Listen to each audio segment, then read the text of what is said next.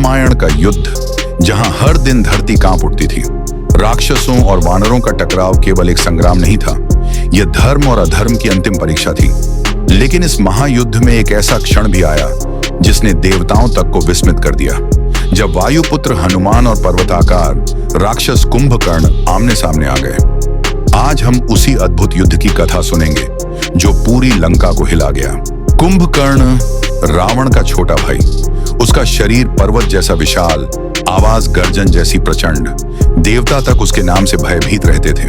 वाल्मीकि रामायण कहती है, वह सागर समान गंभीर और मेरु पर्वत समान महान था। कुंभकर्ण जय विजय का अवतार था। यही द्वारपाल पिछले जन्मों में हिरण्याक्ष और हिरण्यकशिपु बने थे। वरदान के कारण उसकी नींद 6 महीने की होती थी और जब जागता तो युद्ध भूमि पर प्रलय मचा देता।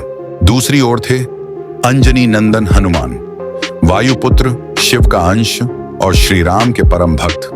महाभारत में भीष्म पर्व में हनुमान का उल्लेख मिलता है, जहां भीमसेन को उन्होंने अपनी शक्ति का अनुभव कराया। हनुमान केवल दूत नहीं थे, बल्कि अपराजेय योद्धा थे, जिन्होंने समुद्र लांघा, लंका दहलाई और राम का संदेश रावण तक पहुंचाया।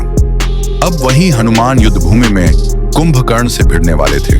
जब युद्ध भूमि में रावण की पूरी सेना टूट चुकी थी, अक्षय कुमार, अतिकाय, इंद्रजीत जैसे पराक्रमी योद्धा एक एक कर मारे जा चुके थे। वानर सेना का उत्साह बढ़ रहा था और लंका का मनोबल टूट चुका था। तब रावण के मंत्रियों ने कहा, राजन, अब केवल एक ही सहारा बचा है, वह है महाबली कुंभकर्ण।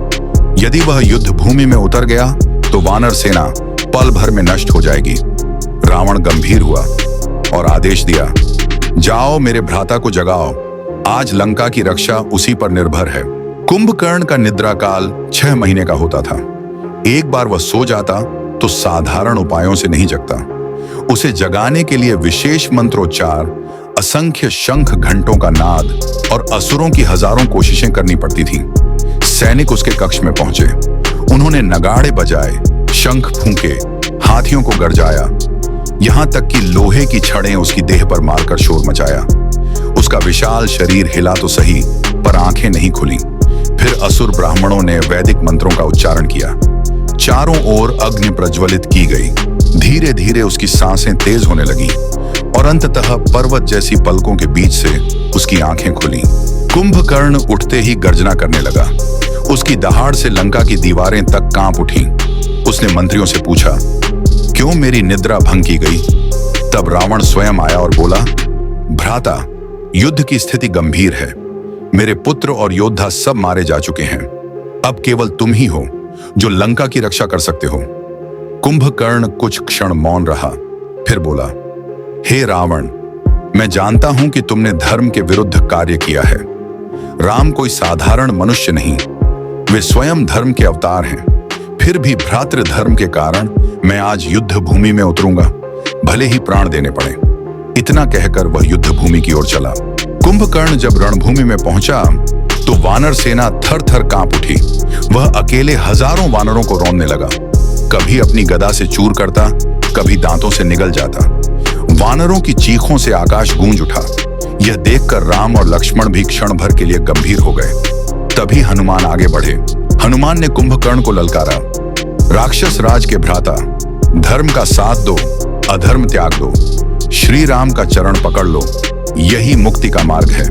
कुंभकर्ण हंसकर बोला, वानर, तेरा साहस सराहनीय है, परंतु मेरी शक्ति का तू अंदाजा नहीं लगा सकता। आज मैं तुझे पकड़कर रावण के चरणों में फेंक दूंगा। इतना कहकर वह युद्ध भूमि की ओर चला और फिर शुरू हुआ महायुद्ध। हनुमान ने पर्वत उखाड़कर कुंभकर्ण पर फेंका। कुंभकर्ण ने उसे एक ही प्रहार में चकनाचूर कर दिया। कुंभकर्ण ने गदा घुमाई। हनुमान ने अपनी मुष्टिका से उसका वार रोक लिया। धरती कांपी, समुद्र में लहरें उठी। देवता भी विस्मित हो गए। कुछ क्षणों तक दोनों के प्रहार से पूरा रणभूमि थर्राने लगी। वानरों ने हर्ष किया कि हनुमान ने कुंभकर्ण को धक्का देकर दूर गिरा दिया, परंतु कुंभकर्ण फिर उठ खड़ा हुआ और यह टकराव और भी भयंकर हो गया। यह युद्ध केवल बल का नहीं, धर्म और अधर्म का प्रतीक था। हनुमान की गति वायु जैसी, कुंभकर्ण की शक्ति पर्वत जैसी। घंटों तक यह युद्ध चला।